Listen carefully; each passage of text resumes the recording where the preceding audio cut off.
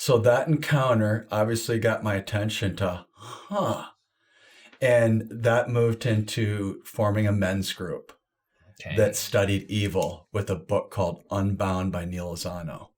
We studied for 6 months, and at the end of that book study, we said, all right, let's go push back on evil. Let's go defend the faith. What's the greatest evil? And we identified abortion as the crown jewel of evil. Why? If God's greatest gift is our very life, then the greatest evil is the preventing, the stealing, the killing of the greatest gift from God, our very life. We began standing in front of the Colorado Springs Planned Parenthood in prayer as a witness. And, since then, I've learned that just standing there in prayer helps save lives. Abby Johnson shares a stat that up to a 75% no-show rate on abortion appointments when people are standing in front of an abortion facility in prayer. So we did that. And once a month, we would go to nursing homes and just have a ministry of presence with the elderly. And we were blessed. When you serve God, you receive way more than you give. Your life is enriched. It's more meaningful. It's deeper. It's purpose driven. And that purpose is heaven.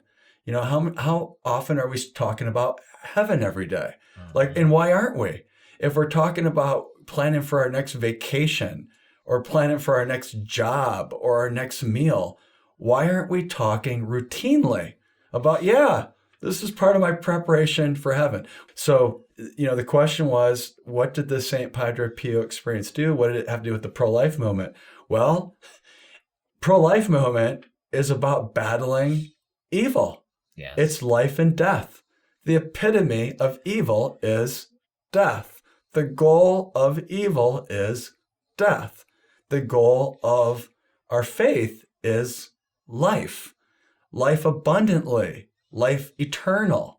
And so it makes perfect sense. But from the Unbound group, as I reflect on, it was 7 or 8 of us that were in this group. Mm-hmm. And then the witness began, and then writing devotions, pro-life devotions. And from that became the Life Runners, putting this devotions group of 300 people. So the 7 or 8 men in that Unbound study became a devotions group, prayer and devotions group of 300 that then became the Life Runners. 12 people from the devotions group said, yep, I want to run a marathon and raise money for ultrasound.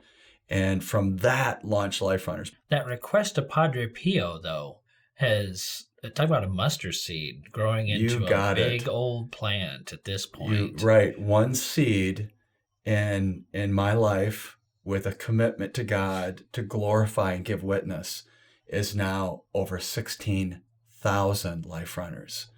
And that was St. Pio watering that prayer